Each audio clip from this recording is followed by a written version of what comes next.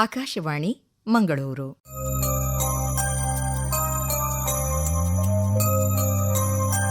ಕಾನೂನು ಸಲಹೆ, civil criminal ವಿಷಯಗಳ ಕುರಿತಾದ ಮಾರ್ಗದರ್ಶಿ ಕಾರ್ಯಕ್ರಮ. ಇಂದಿನ ಕಾನೂನು ಸಲಹೆ ಕಾರ್ಯಕ್ರಮದಲ್ಲಿ ವೈದ್ಯಕೀಯ ನಿರ್ಲಕ್ಷ್ಯ ಕಾಯ್ದೆ ಮೆಡಿಕಲ್ ನೆಗ್ಲಿಜೆನ್ಸ್ ಆಕ್ಟ್ ಭಾಗ 1. ಭಾಗವಹಿಸುವ ಸಂಪನ್ಮೂಲ ವ್ಯಕ್ತಿ ದೀನನಾಥ ಶೆಟ್ಟಿ, ಹಿರಿಯ ವಕೀಲರು, ಮಂಗಳೂರು. ಸಂದರ್ಶಕರು ಪ್ರದೀಪ್ ಡಿಎಂ ಹಾವಂಜೆ.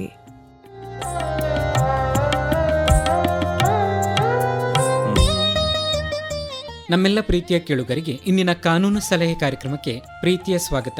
ಇಂದಿನ ಕಾನೂನು ಸಲಹೆ ಕಾರ್ಯಕ್ರಮದಲ್ಲಿ ವೈದ್ಯಕೀಯ ನಿರ್ಲಕ್ಷ್ಯ ಕಾಯ್ದೆ ಮೆಡಿಕಲ್ ನೆಗ್ಲಿಜೆನ್ಸಿ ಆಕ್ಟ್ ಈ ವಿಚಾರದ ಬಗ್ಗೆ ಮಾಹಿತಿಯನ್ನು ನೀಡಲಿದ್ದಾರೆ ಹಿರಿಯ ವಕೀಲರಾದ ದೀನನಾಥ ಶೆಟ್ಟಿ, ಮಂಗಳೂರು. ಸರ್, ಕಾರ್ಯಕ್ರಮಕ್ಕೆ ಪ್ರೀತಿಯ ಸ್ವಾಗತ. ಸುಸ್ವಾಗತ. ಸರ್, ಮೊದಲನೇದಾಗಿ ವೈದ್ಯಕೀಯ ನಿರ್ಲಕ್ಷ್ಯ ಅಂತ ಹೇಳಿದ್ರೆ ಏನು ಅಂತೇಳಿ? ಮೊದಲನೇದಾಗಿ ನಾನು ವೈದ್ಯೋ ನಾರಾಯಣ ಹರಿ ಮತ್ತು ವೈದ್ಯರನ್ನು ನಮ್ಮ ಈ ಜಗತ್ತಿನ ಎರಡನೆಯ ದೇವರುಗಳು ಅಥವಾ ದೇವತೆಗಳೆಂದ ಪರಿಗಣಿಸುವಂಥ ನಮ್ಮಲ್ಲಿ ಒಂದು ರೀತಿ ನಿವಿಧಿ ಇದೆ. ಅದನ್ನು ನಾನು ಗೌರವಿಸಿಕೊಂಡೇ ಆ ಒಂದು ವೃತ್ತಿ ಎನ್ನುವುದು ಅತ್ಯಂತ ಶ್ರೇಷ್ಠ ವೃತ್ತಿ ಅಂತ ಪರಿಗಣಿಸಿ ಆ ನೆಲೆಯಲ್ಲಿ ಈ ಒಂದು ಸಂವಾದದಲ್ಲಿ ಭಾಗವಹಿಸ್ತಾ ಇರುವುದು. ಯಾಕಂದರೆ ಕಾನೂನಲ್ಲಿ ಇದನ್ನು, ಈ ಕರ್ತವ್ಯ ಲೋಪವನ್ನು ಒಂದು ನಿರ್ಲಕ್ಷ್ಯತನ ಅಂತ ಪರಿಗಣಿಸಲಾಗಿದೆ. ಮುಖ್ಯವಾಗಿ ನಮ್ಮ ಗ್ರಾಹಕ ಕಾಯ್ದೆ 2019 ಅದು ತಿದ್ದುಪಡಿಯಾದಂಥ ಕಾಯ್ದೆ. ಅದರಲ್ಲೂ ಕೂಡ ವೈದ್ಯರು ಕೊಡುವಂತಹ ಸೇವೆಯನ್ನು ಒಂದು ರೀತಿಯಲ್ಲಿ ಗ್ರಾಹಕನಿಗೆ ಕೊಡುವ ಸೇವೆ ಅಂತ ಪರಿಗಣಿಸಿದ ಕಾರಣ ಆ ನೆಲೆಯಲ್ಲಿ ಈ ಸಂವಾದನವನ್ನು ನಡೆಸ್ತಾ ಇದ್ದೆ ಹೊರತು, ಮೊದಲನೇದಾಗಿ ವೈದ್ಯಕೀಯ ನಿರ್ಲಕ್ಷ್ಯತನ ಅಂತ ಹೇಳುವುದು ಓರ್ವ ವೈದ್ಯ ಯಾರೇ ಆಗಲಿ ತನ್ನ ಕರ್ತವ್ಯವನ್ನು ಒಂದು ಪರಿಜ್ಞಾನವುಳ್ಳಂಥ ಅಂಶದ ಅವರ ನಿಷ್ಣಾತತೆ ಅಥವಾ ಅವರ ಅನುಭವ, ಅವರ ಜ್ಞಾನ, ಅವರ ಕೌಶಲ್ಯ, ಅವರ ಚಾತುರ್ಯ ಇದನ್ನು ಬಳಸಿಕೊಳ್ಳದೆ ಯಾವನಿಗೆ ಒಂದು ಸೇವೆ ಅಥವಾ ಒಂದು ವೈದ್ಯಕೀಯ ಶುಶ್ರೂಷೆಯನ್ನು ಕೊಡ್ತಾನೋ ಅದರಲ್ಲಿ ಲೋಪಗಳು ಕಂಡು ಬಂದರೆ ಅಂಥ ಒಂದು ಕೆಲಸವನ್ನು ಕೊಟ್ಟಂಥ ವೈದ್ಯಕೀಯ ಶುಶ್ರೂಷೆಯ ಸೇವೆಯನ್ನು ವೈದ್ಯಕೀಯ ನಿರ್ಲಕ್ಷ್ಯತನ ಅಂತ ಕಾನೂನಿನಲ್ಲಿ ಪರಿಗಣಿಸಲಾಗಿದೆ. ಸರ್, ಈಗ ಭಾರತದಲ್ಲಿ ವೈದ್ಯಕೀಯ ನಿರ್ಲಕ್ಷ್ಯ ಇದಕ್ಕೆ ಸಂಬಂಧಿಸಿದ ಮುಖ್ಯ ಕಾನೂನುಗಳು ಯಾವುದೆಲ್ಲ ಅಂತೇಳಿ ಸರ್? ಮುಖ್ಯವಾಗಿ ಈಗ ದಿವಾಣನ ಇದರಲ್ಲಿ ದಿವಾಣ ಅಂದರೆ ಸಿವಿಲ್ ವ್ಯಾಜ್ಯಗಳಿವೆ, ಅದನ್ನು ಮಾಡಬಹುದು. ಮಾತ್ರವಲ್ಲದೆ ಈಗ ಚಾಲ್ತಿಯಲ್ಲಿರುವಂತಹ ನಮ್ಮ ಗ್ರಾಹಕ ಕಾಯ್ದೆಯಲ್ಲಿ ಕಲಂ 35(1) ಯಾರೇ ಒಬ್ಬ ವೈದ್ಯ ಶುಶ್ರೂಷೆ ಪಡೆದಂತಹ ಓರ್ವ ರೋಗಿಗೆ ಕರ್ತವ್ಯ ಲೋಪ ಕಂಡು ಬಂದಲ್ಲಿ ಅವರು ಮೊದಲನೇದಾಗಿ ತಾವೇ ಒಂದು ಸೂಚನಾ ಪತ್ರವನ್ನು ವೈದ್ಯರಿಗೆ ಕಳಿಸಬಹುದು. ಅವರದನ್ನು ಕೊಡಲಿಕ್ಕೆ ಶಕ್ತರಾಗಿದ್ದಲ್ಲಿ, ಅವರಿಗೆ ಅನುಭವ ಜ್ಞಾನ ಸಾಕಾಗಿದ್ದಲ್ಲಿ ಅವರು ಯಾರನ್ನಾದರೂ ಅಡ್ವೊಕೇಟ್ ಅಥವಾ ವಕೀಲರನ್ನು ನೇಮಿಸಿ ಅಥವಾ ತಿಳಿದವರನ್ನು ನೇಮಿಸಿ ಅವರ ಮೂಲಕ ಕೊಡಬೇಕು. ಅದೇನು ವಕೀಲರ ಮೂಲಕವೇ ಸೂಚನಾ ಪತ್ರ ಹೋಗಬೇಕಾಗಿದೆ. ಸೂಚನಾ ಪತ್ರ ಕೊಡಬೇಕು ಅಂತಲೂ ಎಲ್ಲೂ ಕೂಡ ನಮ್ಮ ಗ್ರಾಹಕ ಕಾಯ್ದೆ ಅಡಿಯಲ್ಲಿ ಅಥವಾ ದಿವಾಣ ಕಾಯ್ದೆಯಲ್ಲಿ ಹೇಳಿಲ್ಲ. ಆದರೆ ಕೊಡುವುದ ಉದ್ದೇಶ ಏನಂದರೆ, ಒಂದು ರೀತಿಯಲ್ಲಿ ಆ ಸೂಚನಾ ಪತ್ರದಲ್ಲಿ ತಿಳಿಸಿದ ವಿಷಯ ವೈದ್ಯರಿಗೆ ಅದು ಸರಿ ಅಂತ ಕಂಡು ಬಂದಲ್ಲಿ ಅವರು ಅದನ್ನು ಏನು ಪರಿಹಾರ ಕೇಳ್ತಾರ ಅದನ್ನು ಅವರು ಸೆಟಲ್ ಮಾಡ್ಬೋದು. ಅದಕ್ಕೋಸ್ಕರ ಮಾಡುವಂಥದ್ದು ಉದ್ದೇಶ ಅದು. ಮತ್ತೊಂದು ಏನಂದರೆ ಅವರಿಗೊಂದು ತಿಳುವಳಿಕೆ ನೀಡುವಂಥದ್ದು. ಈ ನೆಲೆಯಲ್ಲಿ ಸೂಚನಾ ಪತ್ರವನ್ನು ಕಳಿಸಿ ಆಮೇಲೆ ಪೂರಕವಾದ ಎಲ್ಲ ದಾಖಲೆಗಳನ್ನು ಅದರಲ್ಲಿ ಒದಗಿಸಿ ಒಂದು ಲಿಖಿತ ದೂರನ್ನು ಕಲಿಸಿದರೆ ಮಾಡಿದರೆ ಅದು ಆನ್ಲೈನಲ್ಲಿ ಅದು ಆನ್ಲೈನ್ ಥ್ರೂ ಹೋಗುವಂಥದ್ದು. ಈಗೆಲ್ಲ ಮುಂಚಿನಾಗೆ ದೈಹಿಕ ರೀತಿಯ ಇದು ಫೈಲಿಂಗ್ ಇಲ್ಲ ಅಥವಾ ಫಿಸಿಕಲ್ ಫೈಲಿಂಗ್ ಅಂತ ಹೇಳ್ತೇವೆ ನಾವು, ಅದಿಲ್ಲ. ಈಗ ಇದೆ, ಅದು ಮೊದಲು ಮಾತ್ರ ಅದು ಬರಬೇಕಾದ ಆನ್ಲೈನಿಂದ ಎಲ್ಲ ದಾಖಲೆಗಳನ್ನು ಕಳಿಸಿ ಅದರ ನಂತರ ಒಂದು ನಂಬರ್ ಕೊಡ್ತಾರೆ ಗ್ರಾಹಕ ವೇದಿಕೆಯ ಶಿರಸ್ತೇದಾರರು ಅಥವಾ ಗ್ರಾಹಕ ವೇದಿಕೆಯ ಆಡಳಿತ ಕಚೇರಿ. ಅಲ್ಲಿ ಒಂದು ನಂಬರ್ ಸಿಗ್ತದೆ. ಆಮೇಲೆ ಅದು ಮಾನ್ಯ ಗ್ರಾಹಕ ವೇದಿಕೆಯ ಮುಂದೆ ನಂಬರ್ ಆಗಿ ಬರ್ತದೆ. ಅಲ್ಲಿ ಅದನ್ನು ಪ್ರವೇಶವನ್ನು ಒಪ್ಪುಕೊಡುವಂತಹ ಒಂದು ವಿಧಾನ ಇದೆ, ಅದಕ್ಕೆ ಅಡ್ಮಿಷನ್ ಸ್ಟೇಜ್ ಅಂತ ಹೇಳ್ತೇವೆ. ಅಲ್ಲಿ ವೈದ್ಯಕೀಯ ನಿರ್ಲಕ್ಷ್ಯತನ ಆಗಿದೆ ಅಂತ ಕಂಡು ಬಂದಲ್ಲಿ ಮಾನ್ಯ ಗ್ರಾಹಕ ಆಯೋಗದ ಅಧ್ಯಕ್ಷರು ಮತ್ತು ಮಾನ್ಯ ಸದಸ್ಯರು ಅದಕ್ಕೆ ಒಂದು ಅವರು ಫೈಂಡಿಂಗ್ ಅನ್ನು ಬರೀತಾರೆ. ಅದು ವೈದ್ಯಕೀಯ ನಿರ್ಲಕ್ಷ್ಯತನ ಕೇಸನ್ನು ಇದರಲ್ಲಿ ವೈದ್ಯರಿಗೆ ನೋಟಿಸ್ ಕೊಡುವುದಕ್ಕೆ ಯೋಗ್ಯವಾದ ಒಂದು ದಾವೆ ಅಂತ ಹೇಳಿ ಪರಿಗಣಿಸಿ ನೋಟಿಸ್ ಕೊಡುವಂಥ ಕ್ರಮ ಇದೆ. ಸರ್, ಈಗ ಒಂದು ವೈದ್ಯರ ಮೇಲೆ ನಿರ್ಲಕ್ಷ್ಯ ಅಂತೇಳಿ ಆರೋಪ ಸಾಬೀತು ಮಾಡಬೇಕಾದ್ರೆ ಬೇಕಾಗುವಂಥ 4 ಅಂಶಗಳು ಯಾವುದೆಲ್ಲ ಅಂತೇಳಿ ಸರ್? ಅದೇ ಮೊದಲು ನಾನು ಹೇಳುವಂಥದ್ದು, ಯಾಕೆಂದರೆ ಅವರು ಕೊಟ್ಟಂಥ ಸೇವೆ ಅದು ಒಂದು ರೀತಿ ಕೆಲವೊಮ್ಮೆ ನೋಡಿ, ಈ ಸೇವೆಯಲ್ಲಿ 2 ವಿಧ ಇದೆ. ಒಂದು ಆಸ್ಪತ್ರೆಯಲ್ಲಿ ಪಡೆಯುವಂಥ OPD ಅಂತ ಹೇಳ್ತೇವೆ, ಔಟ್ ಪೇಷಂಟ್, ಅದು ಒಂದು. ಮತ್ತೊಂದು ಇನ್ ಪೇಷಂಟ್. OPD ಅಂದರೆ ಔಟ್ ಪೇಷಂಟ್ ಡಿಪಾರ್ಟ್ಮೆಂಟ್ ಆಸ್ಪತ್ರೆ, ಅದು ಯಾವುದೂ ಆಗ್ಬೋದು. ಅದು ನಾವು ಖಾಸಗಿ ವೈದ್ಯರಲ್ಲಿ ಹೋಗಿ ತಗೊಳ್ಳುವಂಥದ್ದು, ಅದು ಒಂದು ಇದೆ ಶುಶ್ರೂಷೆ. ಮತ್ತೊಂದು ಆಸ್ಪತ್ರೆಯಲ್ಲಿ ಪಡೆಯುವಂಥ 2 ವಿಧ ಇದೆ. ಆಸ್ಪತ್ರೆಯಲ್ಲಿ ಪಡೆಯುವಂಥ ವಿಧ ಅಂತ ಆಸ್ಪತ್ರೆಗೆ ಅವ ದಾಖಲಾದ ನಂತರ. ಈಗ ನಾನು ಮೊದಲನೇ ವಿಭಾಗಕ್ಕೆ ಬರೋಣ. ಯಾವುದಂದ್ರೆ ಅದೇನೆಂದರೆ ಔಟ್ ಪೇಷಂಟ್, ಹೊರರೋಗಿಯಾಗಿ ತಗೊಳ್ಳುವಂಥದ್ದು. ಹೊರರೋಗಿಯಾಗಿ ಒಬ್ಬರು ಹೋಗಿ ಒಬ್ಬ ಖಾಸಗಿ ವೈದ್ಯರ ಬಳಿಗೆ ಹೋಗ್ತಾರೆ. ನಮಗೇನೋ ಒಂದು ಕಾಯಿಲೆ ಆದ ನಾವು ಖಾಸಗಿ ವೈದ್ಯ ಮೊದಲು ಕಾಣೋದು ಖಾಸಗಿ ವೈದ್ಯರನ್ನು. ಖಾಸಗಿ ವೈದ್ಯರಲ್ಲಿ ಹೋಗಿ ಅವರು ಕೆಲವು ಟ್ರೀಟ್ಮೆಂಟ್ ಹೇಳ್ತಾರೆ.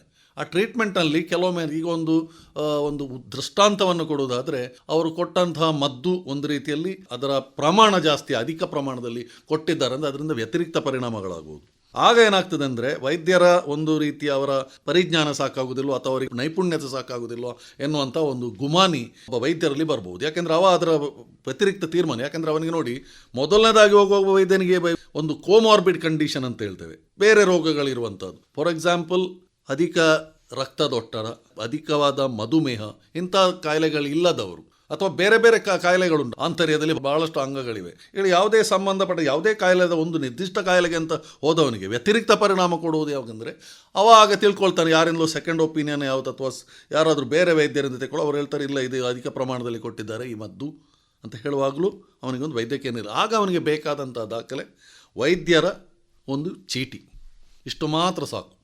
ಮತ್ತು ಅವರು ಕೊಟ್ಟಂಥ ಯಾವುದೇ ಮದ್ದುಗಳು, ಆ ಮದ್ದನ್ನು ಫಾರ್ಮಸಿಯಿಂದ ತಗೊಂಡಿರ್ಬೋದು ಅಥವಾ ಬೇರೆ ಯಾವುದಾದ್ರು ಆಸ್ಪತ್ರೆಗೆ ಹೋಗಿ ತಗೊಂಡಂಥ ಚೀಟಿಗಳು, ಇದು ಮೂಲ ದಾಖಲೆ.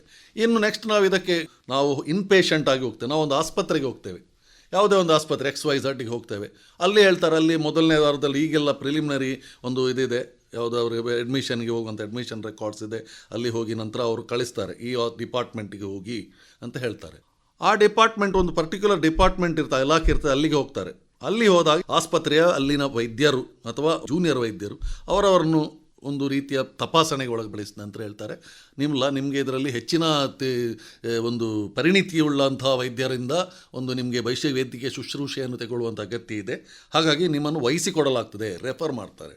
ಆ ವೈದ್ಯರ ಹತ್ರ ಹೋಗ್ತಾರೆ. ಪರ್ಟಿಕ್ಯುಲರ್ ಯಾರೇ ಒಂದು ಸ್ಪೆಷಲೈಸ್ ನ್ಯೂರೋ ಇರ್ಬೋದು, ಹೃದಯಕ್ಕೆ ಸಂಬಂಧಪಟ್ಟಿರೋ ಯಾರೇ ಇರ್ಬೋದು, ಹೋಗ್ತಾರೆ. ಅಲ್ಲಿ ಟ್ರೀಟ್ಮೆಂಟ್ ಕೊಡುವಂಥ ಒಂದು ಟ್ರೀಟ್ಮೆಂಟ್ ಮೊದಲು ಬರುವಂಥದ್ದು ಟ್ರೀಟ್ಮೆಂಟ್ ಮೊಡ್ಯಾಲಿಟಿ, ಒಂದು ವೈದ್ಯಕೀಯ ಶುಶ್ರೂಷೆಯ ರೂಪುರೇಷೆಗಳನ್ನು ಅವರು ಹೇಳ್ತಾರೆ. ನೋಡಿ, ನಿಮ್ಗೆ ಇಂಥ ಟ್ರೀಟ್ಮೆಂಟ್ ಕೊಡಬೇಕಾಗ್ತದೆ, ಇಂಥ ವೈದ್ಯಕೀಯ ಶುಶ್ರೂಷೆಯನ್ನು ಒಳಗಾಗಬೇಕು. ನೋಡಿ, ಅದರಲ್ಲಿ ನಾವು ಮೊದಲನೇದಾಗಿ ಬರುವಂಥದ್ದು ವಿಸ್ತೃತವಾಗಿ ಬರುವ ಒಂದು ದಾಖಲೆ ಅಂದರೆ ಅದೇ ಕೇಸ್ ಶೀಟ್. ಇದು ಮುಖ್ಯವಾದ ದಾಖಲೆ. ಇದನ್ನು ಹೆಚ್ಚಿನವರು ಆಸ್ಪತ್ರೆಯವರು ಕೂಡ ಹೇಳುವುದಿಲ್ಲ. ನಾನು ಯಾರಿಗೂ ಅವಮಾನ ಮಾಡುವ ರೀತಿಯಲ್ಲಿ ಹೇಳೋದಲ್ಲ, ಹೆಚ್ಚಿನ ಆಸ್ಪತ್ರೆಯವರು ಇದನ್ನು ಕೊಡುವುದೂ ಇಲ್ಲ, ಆಸ್ಪತ್ರೆಯವರು ಹೇಳುವುದೂ ಇಲ್ಲ. ಹೆಚ್ಚಿನವರಿಗೆ ಇದು ಗೊತ್ತೇ ಇಲ್ಲ ಇಂಥ ಒಂದು ದಾಖಲೆ ಇದೆ ಅಂತ. ಹೆಚ್ಚಿನವರು ಹೋಗ್ತಾರೆ, ಅವರ ವೈದ್ಯಕೀಯ ಪ್ರಿಸ್ಕ್ರಿಪ್ಷನ್ ತೆಗೊಳ್ತಾರೆ, ಮತ್ತೆಲ್ಲ ರೆಫರಲ್ ಫಾರ್ಮ್ಸ್, ಅದು ಅಡ್ಮಿಷನ್ ಅದೆಲ್ಲ ಸಿಗ್ತದೆ, ಅದೆಲ್ಲ ಸಿಗ್ತದೆ. ಇದು ಯಾವುದು ಮುಖ್ಯವಾದ ದಾಖಲೆಗಳಲ್ಲ. ಮುಖ್ಯವಾದ ದಾಖಲೆಗಳು ಒಂದು ಕಾಲಾನುಕ್ರಮದಲ್ಲಿ ಇಟ್ಟುಕೊಳ್ಳುವಂಥ ದಾಖಲೆ ಕೇಸ್ ಶೀಟ್. ಇದರಲ್ಲಿ ಎಲ್ಲ ದಾಖಲೆಗಳು ಬರ್ತವೆ. ಕೇಸ್ ಶೀಟ್ ಎನ್ನುವಂಥ ಒಂದು ಸಣ್ಣ ಒಂದೇ ಒಂದು ಹೆಡ್ಡಿಂಗ್ನ ಒಂದು ದಾಖಲೆ ಅಡಿಯಲ್ಲಿ ಬಹಳಷ್ಟು ದಾಖಲೆಗಳು ಬರ್ತವೆ, ಎಲ್ಲ ದಾಖಲೆಗಳು ಬರ್ತವೆ ಅದರಲ್ಲಿ. ಈ ಕೇಸ್ ಶೀಟನ್ನು ಮೊದಲನೇದಾಗಿ ಆಸ್ಪತ್ರೆಯವರು ಕೊಡಲೇಬೇಕು. ಇದಕ್ಕೆ ಒಂದು NMC ಗೈಡ್ಲೈನ್ಸ್ ಅಂತ ಇದೆ. ಇದರ ಪ್ರಕಾರನೂ ಅವರು ಅದರ ಕಲಂ 19 ಪ್ರಕಾರ ಅದನ್ನು ಕೊಡಲೇಬೇಕು. ಅದು ಕೊಡಬೇಕಂದ್ರೆ ಅದಕ್ಕೆ ಮುಂಚೆ 72 ಗಂಟೆಗಳ ಅವಧಿ ಇತ್ತು. ಈಗ ಅದನ್ನು 5 ಗಂಟೆಗೆ ವಿಸ್ತರಣೆ ಮಾಡಿದ್ದಾರೆ. 5 ದಿನ ಕಾಲಾವಕಾಶದ ಅವಧಿಯಲ್ಲಿ ಕೊಡಲೇಬೇಕು. ಅದನ್ನು ಯಾರಿಗೂ ಕೊಡಲಿಕ್ಕಿಲ್ಲ, ಅದು ಕೊಡಿ. ಯಾಕಂದರೆ ಒಂದು ಖಾಸಗಿ ಆಸ್ಪತ್ರೆಯಲ್ಲಿ ಹೋಗುವಾಗ ಪ್ರತಿಯೊಬ್ಬ ರೋಗಿ ಕೂಡ ಹಣ ಕೊಡ್ತಾನೆ, ಹಣ ತೆತ್ತೇ ಹೋಗೋದು. ಮೊದಲು ಹಣ ಕೊಡ್ತಾನೆ, ನಂತರ ಅವರಿಗೆ ಆ ವೈದ್ಯಕೀಯ ಶುಶ್ರೂಷೆ ಪಡೆಯುವಂಥ ಸಮಯದಲ್ಲಿ ಹಲವಾರು ರೀತಿ ಶುಶ್ರೂಷೆಗೆ ನೀವು ಒಳಬೇಕಾಗ್ತದೆ. ಆಗಲೂ ಕೂಡ ಅದಕ್ಕೆ ಬೇಕಾದಾಗ ಬರ್ತಾರೆ. ಫೈನಲ್ ಬಿಲ್ ಬರುವಾಗ ಅವನಿಗೆ ದೊಡ್ಡ ಮೊತ್ತದ ಹಣ ಕೊಡುವಂಥ ಬರ್ತದೆ. ಆಗ ಅದನ್ನು ಕೊಡಲೇಬೇಕಂದ್ರೆ ಅವ ಎಲ್ಲದಕ್ಕೂ ದಾಖಲೆ ಎಲ್ಲ ಕೊಡುವಾಗ ಅವನ ಕೇಸ್ ಶೀಟ್ ಅವಂದೇ ರೆಕಾರ್ಡದು. ಆಯಿತು, ಆಸ್ಪತ್ರೆಯವರು ಇಟ್ಟುಕೊಳ್ಳಿ, ಅದರದ್ದೊಂದು ಕಾಪಿಯನ್ನು ಕೊಡಿ. ಅಲ್ಲ, ಅವ ಕೇಳದಿರಲಿ, ಆಸ್ಪತ್ರೆ ಅದನ್ನು ಕೊಡುವಂಥ ಕ್ರಮ ಇದ್ದೇ ಇದೆ. ಅದನ್ನು ನಮ್ಮ ರೆಕಾರ್ಡ್ ದಾಖಲೀಕರಣಕ್ಕೆ ಬೇಕು. ಹಾಗಾಗಿ ಅದನ್ನು ಕೊಡಲಿಕ್ಕಾಗೋದಿಲ್ಲ. ಅದೆಲ್ಲ ಆ ರೀತಿಯ ಒಂದು ಮಿಥ್ಯ ಪರಿಕಲ್ಪನೆಯನ್ನು ಇಟ್ಟುಕೊಳ್ಬೇಡಿ. ನಾನು ಹೇಳೋದು ಅದಕ್ಕೋಸ್ಕರ ಈ ಕೇಸ್. ಮತ್ತೆ ನೋಡಿ, ರಿಪೋರ್ಟ್ಸ್ ಇದೆ, ಭಾಳಷ್ಟು ರಿಪೋರ್ಟ್ಸ್ ಇದೆ. ಯಾವುದೇ ಟೆಸ್ಟ್ಗಳು, ಹಲವಾರು ರೀತಿಯ ಟೆಸ್ಟ್, ತಪಾಸಣೆ ಅಂದರೆ ಹಲವಾರು ರೀತಿಯ. ಅದಕ್ಕೆಲ್ಲ ಆಸ್ಪತ್ರೆಯನ್ನು ದೂರವಾಗಿಲ್ಲ, ಅವರು ಹಣ ಮಾಡಲಿಕ್ಕೆ ಕೊಡುವಂಥದ್ದೆಲ್ಲ ಇಲ್ಲ. ಅದೆಲ್ಲ ಆ ರೀತಿಯ ಒಂದು ಪೂರ್ವ ನಿರ್ಧಾರಿತ ಒಂದು ತೀರ್ಮಾನಕ್ಕೆಲ್ಲ ಬರಬಾರ್ದು. ಅದು ಒಳ್ಳೆಯದಲ್ಲ. ಯಾವತ್ತು ಆಸ್ಪತ್ರೆಯವರು ಹೇಳಿದ್ರೆ ಅದನ್ನು ಕೇಳಬೇಕು. ಅದನ್ನು ಆಸ್ಪತ್ರೆಯಲ್ಲೆಲ್ಲ ಹಣ ಮಾಡುವುದು ಆ ಒಂದು ಇದು ತೆಕ್ಕೊಳ್ಬೇಡಿ. ಯಾಕಂದರೆ ಆಸ್ಪತ್ರೆಯಲ್ಲಿ ಕೂಡ ಒಳ್ಳೆ ರೀತಿಯ ಕೆಲಸವನ್ನೇ ಮಾಡ್ತಾರೆ ಅವರು. ಎಲ್ಲ ರೀತಿಯಲ್ಲೂ ಎಲ್ಲರನ್ನೂ ನಾವು ಒಂದೇ ಒಂದು ಹಳದಿ ರೋಗಕ್ಕೆ ಒಳಗಾದವರಂತೆ ನೋಡಬಾರ್ದು, ಅದು ಅಲ್ಲ. ಆ ರೀತಿಯ ಪರಿಕಲ್ಪನೆ ಒಳ್ಳೆಯದಲ್ಲ. ಸೊ ಆದರೆ ಆಸ್ಪತ್ರೆಯವರಿಗೂ ಒಂದು ಜವಾಬ್ದಾರಿ ಇದೆ. ಅವರ ಏನು ಆ ದಾಖಲೆಗಳು ಯಾವುದು ರಿಪೋರ್ಟ್ಸ್ ಅಂತ ಹೇಳ್ತೇವೆ, ಈಗ ಬ್ಲಡ್ ರಿಪೋರ್ಟ್ ಇದೆ, ಬಯೋಕೆಮಿಸ್ಟ್ರಿ ಎಲ್ಲ ಬೇಕಾದಷ್ಟು ರಿಪೋರ್ಟ್ಸ್ ಇದೆ. ಅದು ಎಷ್ಟು ಅಂತ ಅದು ಯಾವಾಗ ಹೇಗೆ ಬರ್ತದೆ, ಎಕ್ಸ್ರೇಗಳಿವೆ ಮತ್ತು ಸ್ಕ್ಯಾನಿಂಗ್ ಟೆಸ್ಟ್ ಇದೆ, ಅದೆಲ್ಲ ಈಗಿನ ಒಂದು ರೀತಿ ನಮ್ಮ ಆಧುನಿಕ ಜಗತ್ತಿನಲ್ಲಿ ಈಗ ಕೊಡುವಂಥ ವೈದ್ಯಕೀಯ ಸೃಷ್ಟಿ ಅದೊಂದು ಅದರ ಅವಿಭಾಜ್ಯ ಅಂಗ. ಅದನ್ನೆಲ್ಲ ಇಲ್ಲ, ಅದು ವೈದ್ಯಕರು ಸುಮ್ಮನೆ ಹೇಳೋದು ಹಾಗೆ ತೆಕ್ಕೊಳ್ಬಾರ್ದು. ಪ್ರತಿಯೊಂದಕ್ಕೂ ತಪಾಸಣೆ, ಈಗ ಯಾರು ಕೂಡ ಯಾವ ವೈದ್ಯರು ಕೂಡ ಅಮೂಲಾಗ್ರವಾದಂಥ ತಪಾಸಣೆಯನ್ನು ಮಾಡದೆ ತೆಗೊಳ್ಳೋದಿಲ್ಲ. ಹಾಗಾಗಿ ಅದರ ಬಗ್ಗೆ ನಾವು ಮಾಡಬಾರ್ದು. ಇಂಥ ಎಲ್ಲ ರೆಕಾರ್ಡ್ ಮತ್ತು ಒಂದು ಇಂಪಾರ್ಟೆಂಟ್ ದಾಖಲೆ ಅಂದರೆ ಅದೇ ನಾವು ಕೊಡುವಂಥ ಅನುಮತಿ ಪತ್ರ. ಇದು ಎಲ್ಲವೂ ಸೇರಿ ಕೇಸ್ ಶೀಟ್ನಲ್ಲಿ ಬರ್ತದೆ. ಸೊ ಇಷ್ಟು ದಾಖಲೆಯನ್ನು ತೆಕ್ಕೊಂಡ್ರೆ ಸಾಕು, ಬೇರೆ ಏನು ಬೇಡ. ಸರ್, ಈಗ ತಾವು ಹೇಳಿದ ಹಾಗೆ ಕೆಲವೊಂದು ದಾಖಲೆಗಳು ಮುಖ್ಯ ಅಂತ ಹೇಳಿದ್ರಿ. ಹಾಗಾಗಿ ಎಲ್ಲೋ ಒಂದು ಕಡೆಯಲ್ಲಿ ಒಬ್ಬ ರೋಗಿಯಾಗಿ ಇನ್ಪೇಷಂಟ್ ಆಗಿ ದಾಖಲಾದಂಥ ಒಬ್ಬ ವ್ಯಕ್ತಿಗೆ ಆಗ ಅವನ ಮನೆಯವರಿಗೆ ಎಲ್ಲೋ ಒಂದು ಕಡೆಯಲ್ಲಿ ನೆಗ್ಲಿಜೆನ್ಸಿ ಆಗಿದೆ. ಕೆಲವೊಂದು ಸಲ ಆಪರೇಷನ್ ಮಾಡುವಾಗ ಸೀಸರನ್ನು ಹೊಟ್ಟೆಯೊಳಗೆ ಇಟ್ಟು ಹೊಲಿಯುವಂಥದ್ದಿರ್ಬೋದು, ಅಥವಾ ಅನಸ್ತೇಷ್ಯಗಳ ಡೋಸ್ಗಳನ್ನು ಜಾಸ್ತಿ ಕೊಡೋದಿರ್ಬೋದು, ಅಥವಾ ಮೆಡಿಸಿನ್ಗಳನ್ನು ಇಂಜೆಕ್ಟ್ ಮಾಡೋದ್ರಲ್ಲಿ ಇದಿರ್ಬೋದು. ಹೀಗೆ ತುಂಬವಾದಂತಹ ಕೆಲವೊಂದು ನಿರ್ಲಕ್ಷ್ಯಗಳು ಬರ್ತದೆ. ಕೆಲವೊಂದು ಸಲ ಕೋಮಾ ಸ್ಟೇಜಿಗೆ ಹೋಗುವಂಥದ್ದು ಇವುಗಳು ಬರ್ತದೆ. ಈ ಸಮಯದಲ್ಲಿ ಈಗ ಪೋಷಕರಾದವರು ರೋಗಿಯಾದವನಿಗೆ ನಿರ್ಲಕ್ಷ್ಯ ಆಗಿದೆ ಅಂತೇಳಿ ಅವರಿಗೆ ಅನುಮಾನ ಬಂದರೆ ಮೊದಲೇದಾಗಿ ಅವರು ಏನು ಮಾಡಬೇಕು ಅಂತೇಳಿ ನೋಡಿ, ಈ ನೀವು ಹೇಳಿದಂಥ ಭಾಳ ಒಳ್ಳೆಯ ಪ್ರಶ್ನೆ. ಯಾಕೆಂದ್ರೆ ನೋಡಿ, ಒಂದು ಹೇಳುವಂಥದ್ದು ಅದನ್ನೇ ಹೇಳ್ತೇವೆ ನಾವು, ವಹಿಸಿಕೊಡುವಂಥದ್ದು, ಡೆಲಿಗೇಷನ್ ಅಂತ ಹೇಳ್ತೇವೆ. ಅದು ಒಂದು ರೀತಿಯ ವಹಿಸಿಕೊಡುವಂಥದ್ದು. ಯಾವನೇ ಒಬ್ಬ ವೈದ್ಯ ತನಗೆ ಬಂದಂತಹ ಈಗ ಒಬ್ಬ ವೈದ್ಯಕೀಯ ನಿಷ್ಣಾತತೆ ಉಂಟು, ಅವನಿಗೆ ಪರಿಣಿತಿ ಜಾಸ್ತಿ ಉಂಟು, ಸ್ಪೆಷಲೈಸೇಷನ್ ಅಂತ ಹೇಳ್ತೇವೆ. ಈಗ ನ್ಯೂರೋ ಸ್ಪೆಷಲೈಸೇಷನ್, ಈಗೆಲ್ಲದ ಎಲ್ಲ ಡಿಪಾರ್ಟ್ಮೆಂಟ್ ಸ್ಪೆಷಲೈಸ್ಡ್ ಆಗಿದೆ. ಮುಂಚಿನ ಹಾಗೆ ಒಂದು ಜನರಲ್ ಮೆಡಿಸಿನ್ಗೆ ಅಥವಾ ಸಾಮಾನ್ಯ ರೀತಿಯ ಕೊಡುವಂಥ ಟ್ರೀಟ್ಮೆಂಟ್ ಅಲ್ಲ.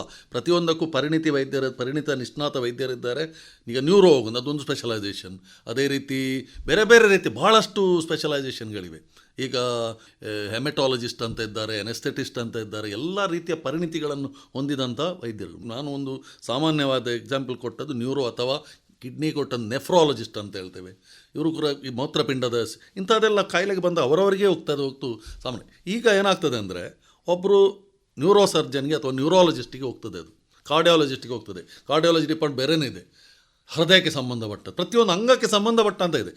ಹೋಗುವಾಗ ಏನಾಗ ಕೆಲವೊಮ್ಮೆ ವೈದ್ಯರು ತುಂಬ ಬೇರೆ ರೀತಿಯ ಜರೂರಿನ ಕಾರ್ಯದಲ್ಲಿ ಅವರು ಅದರಲ್ಲಿ ಮಗ್ನರಾಗಿದ್ದರೆ ಅವರು ಇನ್ನೊಬ್ಬ ಅವರಿಗಿಂತ ಕೆಳಗಿನ ಒಬ್ಬ ಅವರು ತಿಳ್ಕೊಂಡ ಪ್ರಕಾರ ಒಬ್ಬ ಭಾಳಷ್ಟು ಅದಕ್ಕೆ ಕಾಂಪಿಟೆಂಟ್ ಅಂತ ತಿಳ್ಕೊಂಡು ಅವರು ವಹಿಸಿಕೊಡುವಂಥದ್ದು, ಡೆಲಿಗೇಟ್ ಮಾಡುವಂಥದ್ದು, ಅದನ್ನು ಮಾಡಲಿಕ್ಕೆ ಅವಕಾಶ ಇಲ್ಲ.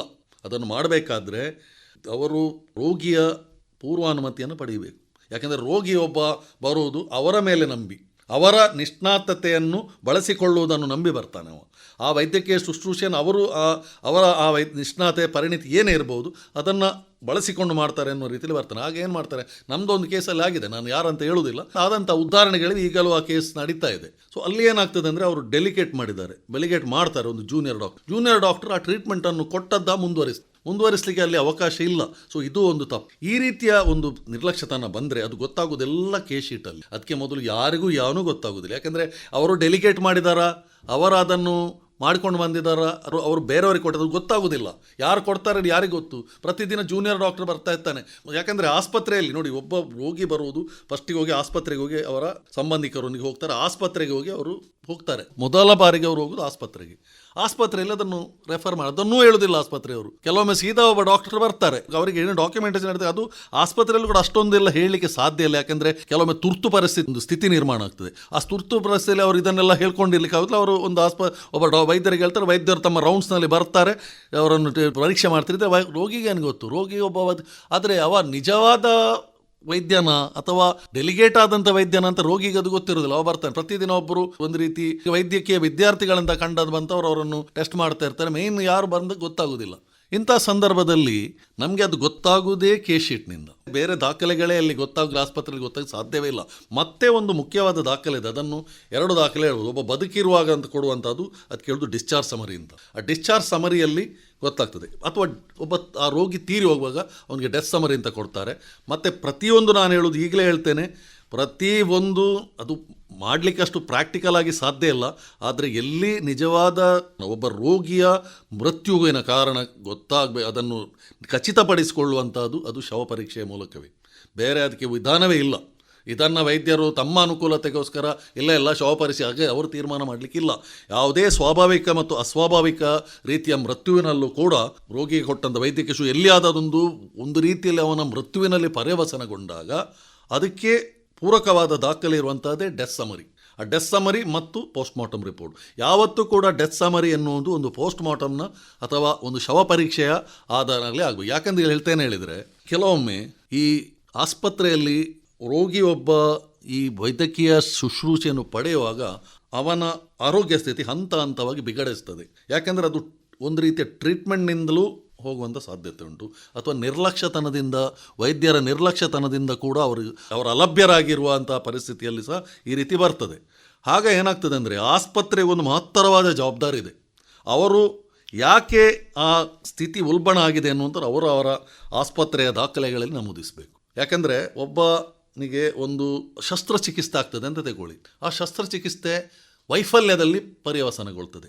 ಯಾಕೆ ವೈಫಲ್ಯ ಆಗಿದೆ, ಯಾಕಾಗಿ ಅವನಿಗೆ ಆ ಒಂದು ಈಗ ಒಬ್ಬ ಶಸ್ತ್ರಚಿಕಿತ್ಸೆ ವೈದ್ಯರು ಮಾಡುವಾಗ ಒಂದು ಬೇರೆ ರೀತಿಯ ಅವನಿಗೆ ಒಂದು ಘಾಸಿ ಆಗ್ತದೆ, ಒಂದು ಗಾಯ ಆಗ್ತದೆ, ಆಘಾತ ಏನೋ ಆಗ್ತದೆ. ವೈದ್ಯರು ಅದನ್ನು ಮಾಡ್ತಾರೆ, ಬಿಡ್ತಾರೆ, ಅದರ ಬಗ್ಗೆ ಏನು ಹೇಳಲಿಲ್ಲ. ಆದರೆ ನಮ್ಮ ಕಾನೂನು ಏನು ಹೇಳ್ತದೆ ಹೇಳಿದರೆ, ಇಲ್ಲ, ಯಾವುದೇ ಒಂದು ಕೋಣೆ, ಒಂದು 4 ಗೋಡೆಯ ಮಧ್ಯದಲ್ಲಿ ಆದಂಥ ಯಾವ ರೋಗಿ ಬರುವಾಗ, ತಾನು ಶುಶ್ರೂಷೆಗೆ ಬರುವಾಗ ಆ ಸ್ಥಿತಿಯಲ್ಲಿ ಇಲ್ಲವ, ಮತ್ತೆ ಆ ಸ್ಥಿತಿ ಉದ್ಭವ ಆಗ್ತದ, ಅಂಥ ಸ್ಥಿತಿಗೆ ಅವನು ಯಾಕೆ ಬಂದ, ಯಾಕೆ ಅವನ ಆ ಸ್ಥಿತಿಗೆ ಬಂದು ಬಿದ್ದ ಅಂತ ಹೇಳುವಂಥದ್ದನ್ನು ವೈದ್ಯರು ತಮ್ಮ ವೈದ್ಯಕೀಯ ದಾಖಲೆಯಲ್ಲಿ ಬರೆದಿದ್ರೆ ಅದು ಕೂಡ ಒಂದು ನಿರ್ಲಕ್ಷ್ಯತನಕ್ಕೆ ಕಾರಣ ಆಗುತ್ತೆ. ಯಾಕೆಂದರೆ ಒಂದು ಆಸ್ಪತ್ರೆಯಲ್ಲಿ ಒಂದು ಲ್ಯಾಪ್ರೋಸ್ಕೋಪಿ ಅಂತ ಒಂದು ಶಸ್ತ್ರಚಿಕಿತ್ಸೆ ಇದೆ. ಇದನ್ನು ಮಾಡುವಾಗ ಏನಾಗ್ತದೆ ಅಂದರೆ, ಬೇರೆ ಅಂಗಾಂಗ ಅದರಿಂದ ಈಗ ಲ್ಯಾಪ್ರೋಸ್ಕೋಪಿ ಎನ್ನುವುದು ಲೇಸರ್ನಿಂದ ಮಾಡುವಂಥ ಶಿಸ್ತು. ಅದನ್ನು ಮಾನಿಟರ್ನಲ್ಲಿಂದರೆ ಅದನ್ನು ಮಾಡುವಂಥದ್ದು. ಇದು ಮಾಡಬೇಕಾದ್ರೆ ಬಹಳ ಒಂದು ಪರಿಣಿತಿ ಬೇಕು. ಆಗ ಏನಾಗ್ತದೆ ಅಂದರೆ, ಅದು ಮಾಡುವಾಗ ಅದು ಆ ಲೇಸರ್ ಕಿರಣಗಳು ಒಂದು ರೀತಿಯಲ್ಲಿ ನಾವು ಈ ಬಂದೂಕಿನಿಂದ ಒಂದು ನಿಶಾನೆ ಇಟ್ಟದಕ್ಕೆ ಹೊಡೆದಾಗಿ, ಸೊ ಆ ನಿಶಾನೆ ತಪ್ಪಿ ಬೇರೆ ಆರ್ಗನ್ಗೆ ಹೊಡೆದ್ರೆ ಅಲ್ಲಿ ಅದು ರಂಧ್ರ ಆಗ್ತದೆ. ಆಗಿದೆ ನಮ್ಮೊಂದು ಕೇಸಲ್ಲಿ, ಅದು ಯಾವುದಂತ ಬೇಡ, ನಾನೊಂದು ಬರೇ ದೃಷ್ಟಾಂತ ಕೊಡೋದಷ್ಟೇ. ಆಗ ಆ ಗಾಯ ಆಗ್ತದೆ, ಅದನ್ನು ವೈದ್ಯರು ಸರಿ ಮಾಡ್ತಾರೆ. ಸರಿ ಮಾಡಲಿಕ್ಕೆ ಹೋದರೂ ರೋಗಿ ಭಾಳಷ್ಟು ತೊಂದರೆಗಳನ್ನು ಅನುಭವಿಸ್ತಾರೆ, ಈಗಲೂ ಅನುಭವಿಸ್ತಾ ಇದ್ದಾರೆ. ಸೊ ಆಗ ಅವರಿಗೆ ಒಂದು ಮಹತ್ತರವಾದ ಜವಾಬ್ದಾರಿ ಇದೆ. ಅವರು ಹೇಳ್ಬೋದು, ಇದು ಇಲ್ಲ, ಅದು ಏನು ಮಾಡಲಿಕ್ಕೆ ಆಗೋದಿಲ್ಲ, ಅದಕ್ಕೆ ಸಂಬಂಧಪಟ್ಟಂಥ ಒಂದು ಶಸ್ತ್ರಚಿಕಿತ್ಸೆಯ ಒಂದು ಅವಿಭಾಜ್ಯ ಅಂಗ, ಅದು ನಾವು ಅದನ್ನು ಕನ್ಸೆಂಟ್ ಫಾರ್ಮಲ್ಲಿ ಸಹ ಬರಿತೇವೆ. ನೀವು ಬರಿಬೋದು, ಬರದೇ ಏನೇ ಇರ್ಬೋದು, ಬಟ್ ನಿಮಗೆ ಒಂದು ಮಹತ್ತರವಾದ ಜವಾಬ್ದಾರಿ ಇದೆ. ಆ ಜವಾಬ್ದಾರಿ ಏನಂದರೆ, ನೀವು ಅದನ್ನು ಎಕ್ಸ್ಪ್ಲೈನ್ ಮಾಡಿ, ಅದನ್ನು ವಿವರಿಸಬೇಕು, ಯಾಕಾಗಿ ಆ ಗಾಯ ಆಯಿತು ಅನ್ನೋದು ಬರೀದಿದ್ದರೆ ನೀವು ಅಲ್ಲೂ ಕೂಡ ನಿರ್ಲಕ್ಷ್ಯ ತನಗೆ ಕಾರಣರಾಗ್ತದೆ. ಆದರೆ ವೈದ್ಯರನ್ನು ಮತ್ತೆ ಅವರು ಮಾಡುವಂತಹ ಶಸ್ತ್ರಚಿಕಿತ್ಸೆಯನ್ನು ಹೇಗೆ ಮಾಡಿದ್ದಾರೆ, ಶಸ್ತ್ರಚಿಕಿತ್ಸೆ ಮಾಡುವಾಗ ಭಾಳಷ್ಟು ಈಗ ಅವರಿಗೂ ಒಂದು ಟೆಕ್ಸ್ಟ್ ಬುಕ್ಸ್ ಅಂತ ಇದೆ, ಪ್ರತಿಯೊಬ್ಬರಿಗೂ ಒಂದು ಕಲಿತಾರೆ ಅವರು ಹೇಗೆ ಮಾಡ್ತಾರೆ ಅಂತ. ಆ ಕ್ರಮಗಳನ್ನು ಅವರ ಆಪರೇಷನ್ ಪ್ರೊಸೀಜರ್ ಅಂತ ಉಂಟು, ಅದರಲ್ಲಿ ಬರೆದಿದ್ದಾರೆ ಅನ್ನುವಂಥದ್ದು ಕೋರ್ಟ್ನಲ್ಲಿ ನೋಡಬೇಕಾಗುತ್ತೆ. ಹೇಗೆ ಮಾಡಿದ್ದಾರೆ. ಈಗ ಹೇಳ್ತಾರೆ, ಅವರೊಂದೇನೋ ಬರೀತಾರೆ, ಒಂದು ಶಸ್ತ್ರಚಿಕಿತ್ಸೆ ಹೆಸರನ್ನು ಮಾತ್ರ ಅದರಲ್ಲಿ ಬರೀತಾರೆ, ಅದಾಗುದಿಲ್ಲ. ಶಸ್ತ್ರಚಿಕಿತ್ಸೆಯ ಹೆಸರನ್ನು ಬರೆದ್ರೆ ಅದನ್ನು ಹೇಗೆ ನೀವು ಮಾಡಿದ್ದೀರಿ ಅನ್ನೋ ಸ್ವಲ್ಪ ಅಂಶ ಅದರಲ್ಲಿ ಕಂಡು ಬರಬೇಕು. ನೋಡಿ, ಇದು ಸಹ ಕೇಸ್ ಶೀಟ್ನದೇ ಭಾಗ. ಈ ಆಪರೇಟಿವ್ ಪ್ರೊಸೀಜರ್ಸು, ಎನೆಸ್ಥೇಷಿಯಾ, ICU ಇದು ಎಲ್ಲ ಬರ್ತದೆ ಆ ಇದರಲ್ಲಿ. ಸೊ ಇದು ಪಡಿಬೇಕಾದಂಥ ವಿಧಾನ ಅಥವಾ ಅವರಿಗೆ ನಿರ್ಲಕ್ಷ್ಯತನವನ್ನು ಸಾಬೀತುಪಡಿಸಲಿಕ್ಕೆ ಬೇಕಾದಂಥ ದಾಖಲೆ ಅದನ್ನು ಮೊದಲೇ ಪಡೆದು ತೆಕ್ಕೊಂಡ್ರೆ ಒಳ್ಳೆಯದು. ನೋಡಿ, ಈ ಶಸ್ತ್ರಚಿಕಿತ್ಸೆಯ ಕೆಲವು ಇದು ಯಾವುದು ಒಂದು ಶಸ್ತ್ರಚಿಕಿತ್ಸೆ ಯೂಸುವಂಥ ಈ ಪೊರಕೆ ಅಂತ ಹೇಳ್ತೇವೆ, ಅಥವಾ ನೀವು ಹೇಳಿದಾಗೆ ಸೀಸರ್, ಇದು ಬಿಟ್ಟು ಸಣ್ಣ ಸಣ್ಣ ಸೀಸರ್ಗಳಿರ್ತವೆ, ಆಪರೇಷನ್ ನಾನಾ ಗಾತ್ರದ ಸೀಸರ್ಗಳನ್ನು, ಶಸ್ತ್ರಗಳನ್ನು ಯೂಸ್ ಮಾಡ್ತಾರೆ. ಅದು ಎಲ್ಲೋ ಒಂದು ರೀತಿಯಲ್ಲಿ ರೋಗಿಯ ದೈಹಿಕ ಪದ್ಧತಿಯಲ್ಲಿ ಉಳಿದುಕೊಳ್ಳುವಂಥದ್ದು. ಇದಕ್ಕೆ ಒಂದು ಕಾನೂನಲ್ಲಿ ಅದನ್ನು ರೆಸ್ ಇಪ್ಸಾ ಲಾಕ್ವಿಟರ್ ಅಂತ ಹೇಳ್ತಾರೆ. ಅಂದರೆ ಆ ಏನೊಂದು ಸಂದರ್ಭಗಳಿವೆ ಅವುಗಳೇ ಅದನ್ನು ಹೇಳುವಂಥದ್ದು. ಇದನ್ನು ರೆಸ್ ಇಪ್ಸಾ ಲಾಕ್ವಿಟರ್ ಅಂತ ಹೇಳ್ತವೆ. ಇದನ್ನು ಅದಾಗಿಯೇ ಪ್ರೂವ್ ಮಾಡ್ತದೆ. ಅದನ್ನು ಒಂದು ವೇಳೆ ಅದು ಉಳಿದ್ರೆ ಅದಕ್ಕೆ ರೋಗಿಯನ್ನು ಕಾರಣ ಮಾಡುವಾಗಿಲ್ಲ, ಅದಕ್ಕೆ ಕಾರಣ ವೈದ್ಯರೇ ಅಂತ ಹೇಳಬೇಕಾಗ್ತದೆ. ಯಾಕೆಂದರೆ ಅದು ಉಳಿದುಕೊಂಡ್ರೆ ಅದು ಯಾವುದೇ ರೀತಿ ಕೋರ್ಟ್ ಅದನ್ನು ವ್ಯಾಖ್ಯಾನ ಕೊಡಲಿ, ಅದು ಮೂಲಭೂತವಾದ ಒಂದು ತಪ್ಪು ನನ್ನ ಪ್ರಕಾರ. ಅದಕ್ಕೆ ಕ್ಷಮ್ಯ ಅಪರಾಧ, ಅದಕ್ಕೆ ವೈದ್ಯರನ್ನು ಕಾರಣ ಮಾಡಲೇಬೇಕಾಗ್ತದೆ. ಅದಕ್ಕೆ ಅಷ್ಟೂ ಒಂದು ಬೇಜವಾಬ್ದಾರಿತನಕ್ಕೂ ಕೋರ್ಟ್ ಒಂದು ವಿನಾಯಿತಿ ಕೊಡೋದಾದರೆ ಅದೊಂದು ಒಳ್ಳೆಯ ಒಂದು ತೀರ್ಮಾನ ಅಂತ ನನಗೆ ಅನಿಸುವುದಿಲ್ಲ. ಎಲ್ಲದಕ್ಕೂ ವೈದ್ಯರನ್ನು ದೂರುವುದು ಸರಿಯಲ್ಲ. ಯಾಕೆಂದರೆ ಪ್ರತಿಯೊಬ್ಬನ ನೈಪುಣ್ಯತೆ, ಕೌಶಲ್ಯಗಳು ಒಬ್ಬನಿಂದ ಒಬ್ಬರಿಗೆ ವ್ಯತ್ಯಾಸ ಆಗ್ತದೆ. ಅದಕ್ಕೋಸ್ಕರ ಅವರು ಆ ರೀತಿಯ ಟ್ರೀಟ್ಮೆಂಟ್ ಇನ್ನೊಬ್ಬರು ವೈದ್ಯರು ಕೊಟ್ಟಿದ್ದಾರೆ ನಮಗೆ, ಇವರು ಕೊಡಲಿಲ್ಲ ಅಂತ ಹೇಳಿದರೆ ಅವರನ್ನು ಶೂಲಕ್ಕೆ ಏರಿಸುವುದು ಸರಿಯಲ್ಲ. ಒಬ್ಬ ವೈದ್ಯರನ್ನು ಅವರ ಪ್ರತಿಯೊಬ್ಬ ವೈದ್ಯರ ಒಂದು ಸಾಮಾನ್ಯ ಪರಿಸ್ಥಿತಿಯಲ್ಲಿ ಅವರವರು ಕೊಡುವಂಥ ಒಂದು ವೈದ್ಯಕೀಯ ಶುಶ್ರೂಷೆ ಒಬ್ಬ ರೋಗಿ ಗುಣಮುಖ ಆಗಲೇಬೇಕು ಅನ್ನುವಂಥ ಒಂದು ಪರಿಕಲ್ಪನೆಯಲ್ಲಿ ಹೋಗ್ಲಿಕ್ಕೆ ಆಗೋದಿಲ್ಲ. ವೈದ್ಯರಾಗಲಿ ಎಲ್ಲರಾಗಲಿ ಒಂದೊಂದು ಸಾಧನಗಳಷ್ಟೇ, ಯಾವುದು ಕೂಡ ಯಾರು ಅಲ್ಲ, ಅವರು ಸರಿಯಾಗಿ ಮಾಡಬೇಕು. ಆಗ ಅದಕ್ಕೆ ನಿರ್ದಿಷ್ಟವಾದಂಥ ಫಲಿತಾಂಶ ಸಿಕ್ಕೇ ಸಿಗ್ತದೆ. ಯಾಕೆಂದರೆ ವೈದ್ಯಕೀಯದಲ್ಲಿ ಹೊಂದಿರುವ ಮೇಯ್ನ್ ಇರುವಂಥದ್ದು ಡಯಾಗ್ನೋಸಿಸ್, ಮೋಸ್ಟ್ ಇಂಪಾರ್ಟೆಂಟ್. ಡಯಾಗ್ನೋಸಿಸ್ ಅಷ್ಟು ಒಂದು ಅದರಲ್ಲೇ ಇರೋದು ವೈದ್ಯರ ನೈಪುಣ್ಯತೆ ಮತ್ತು ಅವರ ಪರಿಣಿತಿಯನ್ನು ಹೊರತರುವಂಥ ಡಯಾಗ್ನೋಸಿಸ್ ಸರಿಯಾಗಿ ಮಾಡಿದರೆ ಮತ್ತು ಅದಕ್ಕೆ ಸರಿಯಾಗಿ ರೀತಿಯಲ್ಲಿ ಕಾಲಾನುಕ್ರಮದ ಒಂದು ಶುಶ್ರೂಷೆ ಕೊಟ್ಟರೆ ಯಾವನೇ ವೈದ್ಯ ಗುಣಮುಖವಾಗುವಂಥ ಕಾಯಿಲೆಗಳು ಖಂಡಿತ ಗುಣವಾಗ್ತದೆ, ಅದರಲ್ಲಿ ಯಾವ ಸಂಶಯವೂ ಇಲ್ಲ. ಆದರೆ ಕೆಲವು ಗುಣಮುಖವಾಗದಂಥ ಕಾಯಿಲೆಗಳಿರ್ತವೆ, ಕ್ಯಾನ್ಸರ್, ಇದೆಲ್ಲ ಹೇಳಲಿಕ್ಕೆ ಆಗೋದಿಲ್ಲ. ಇದಕ್ಕೆಲ್ಲ ಟ್ರೀಟ್ಮೆಂಟನ್ನು ವೈದ್ಯರು ಎಷ್ಟೇ ಕೊಟ್ಟರು ಅದರ ವೈದ್ಯರ ಕೈಯಲ್ಲಿ ಅದು ಇಲ್ಲವೇ ಇಲ್ಲ. ಪೋಷಕರದೇ ಆ ದಾಖಲೆಯನ್ನು ಪಡಿಬೇಕು, ದಾಖಲೆಗಳನ್ನೇ ಪಡಿಬೇಕು. ಅದು ಮೇಯ್ನ್ಲಿ ಅವರು ನೋಡಿ ಒಂದು ವಿಷಯ ಹೇಳ್ತಾನೆ, ಪೋಷಕರು ಏನು ಮಾಡಬೇಕು ಹೇಳಿದ್ರೆ, ಪೋಷಕರು ಪೊಲೀಸ್ ಸ್ಟೇಷನ್ಗೆ ಓಡುವುದಲ್ಲ, ಅವರು ಪಡಿಬೇಕಾದ ದಾಖಲೆಗಳನ್ನು ಆಸ್ಪತ್ರೆಗೆ ಒಂದು ಮನವಿ ಕೊಡಿ, ಬರೆದು ನೋಡಿ ನನಗೆ ಇಷ್ಟ ಆಗಿ ನನಗೆ ಈ ಒಂದು ನೋಡಿ ಪ್ರತಿಯೊಂದು ಪೇಷಂಟ್ ನಂಬರ್ ಸಿಗ್ತದೆ, IP ನಂಬರ್ ಇದರಲ್ಲಿ ಕೊಡ್ತಾರೆ. ಆ ನಂಬರ್ ಇದನ್ನು ಹಾಕಿ ಅದನ್ನು ಅದರಲ್ಲಿ ಮೆನ್ಷನ್ ಮಾಡಿ ಅದರಲ್ಲಿ ಆ ಒಂದು ಮನವಿಯಲ್ಲಿ ಲಿಖಿತ ಮನವಿ ಕೊಡಿ. ಅದಕ್ಕೆ ಆಸ್ಪತ್ರೆಗೆ ಒಂದು ಅಡ್ರೆಸ್ ಮಾಡಿ ಅದಕ್ಕೆ ಒಂದು ಲಿಖಿತ ಮನವಿ ಕೊಡಿ. ಆ ಲಿಖಿತ ಮನವಿ ಕೊಟ್ಟರೆ ಅವ್ರು ಕೊಡಲೇಬೇಕಲ್ಲ, ಕೊಡದೇ ಇರಲಿಕ್ಕೆ ಸಾಧ್ಯವಿಲ್ಲ. ಕೊಡದಿದ್ರೆ ಆ ವೈದ್ಯಕೀಯ ನಿರ್ಲಕ್ಷ್ಯನ ಅದು ಒಂದು ನಿರ್ಲಕ್ಷ್ಯನ ಕಾನೂನಲ್ಲಿ, ಅದಕ್ಕೂ ಒಂದು ನಿರ್ಲಕ್ಷ್ಯ. ಅವರಿಗೆ ಅವರ ಮೇಲೆ ಆಮೇಲೆ ಪೊಲೀಸ್ ಕಂಪ್ಲೇಂಟ್ ಮಾಡ್ಬೋದು. ಇದೆಲ್ಲ ಅವ್ರು ಏನಾಗ್ತದೆ ಅಂದರೆ ಹೆಚ್ಚಿನ ಕೇಸ್ನಲ್ಲಿ ಇನ್ನು ಮುಂದೆ ಆಗೋದು ಬೇಡ, ಎಲ್ಲಿಯೂ ಆಗದೇ ಇರಲಿಕ್ಕೆ ನಮ್ಗೆ ಹೇಳಲಿಕ್ಕೆ ನಮ್ಮ ಕೈಯಲ್ಲಿ ಏನಿಲ್ಲ. ಕೆಲವೊಮ್ಮೆ ಅಂತ ಬಂದು ಸೀದಾ ಪೊಲೀಸ್ ಸ್ಟೇಷನ್ಗೆ, ಈಗ ಪೇಪರ್ನಲ್ಲೇ ತುಂಬ ಬರ್ತವೆ, ನಾವು ವೃತ್ತಪತ್ರಿಕೆ ದಿನ ಓದಿದ್ರು ಒಂದೊಂದು ಏನಾದರೂ ಇರ್ತದೆ, ಅದು ಪೊಲೀಸ್ ಸ್ಟೇಷನಲ್ಲಿ ಅದು ನಿರ್ಧಾರ ಮಾಡಲಿಕ್ಕೆ ಬಿಡೋದಲ್ಲ.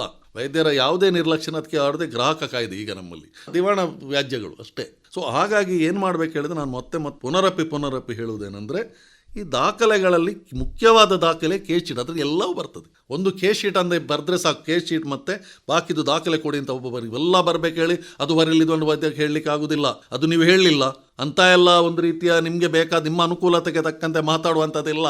ಅವಾಗ ಕೇಸ್ ಶೀಟ್ ಬರೆದ್ರೆ ನಿಮ್ಮ ಕರ್ತವ್ಯ ಎಲ್ಲವನ್ನು ನೀವು ಕೊಡಬೇಕು. ಈಗ ನಮ್ಮ ಕಾನೂನಲ್ಲಿ, ನಮ್ಮ ಒಂದು ಇದರಲ್ಲಿ ವೃತ್ತಿಯಲ್ಲಿ ಬೇಕಾದಷ್ಟು ದಾಖಲೆಗಳಿವೆ. ಪಾಪ ಅವನಿಗೆ ಎಂತ ಗೊತ್ತುಂಟು, ದಾಖಲೆಗಳೇ ಅಂತ ಹೇಳಿದ್ರೆ ಗೊತ್ತಿಲ್ಲದವರಿದ್ದಾರೆ. ದಾಖಲೆ ಅಂದರೆ ಎಂತ ಮಾರ ಅಂತ ಕೇಳ್ತಾರೆ, ಎಲ್ಲವೂ ದಾಖಲೆ. ಹಾಗಾಗಿ ಅವನಿಗೆ ಮಾಡುವಂಥ ಕೆಲಸವೇ ಕೇಸ್ ಶೀಟ್.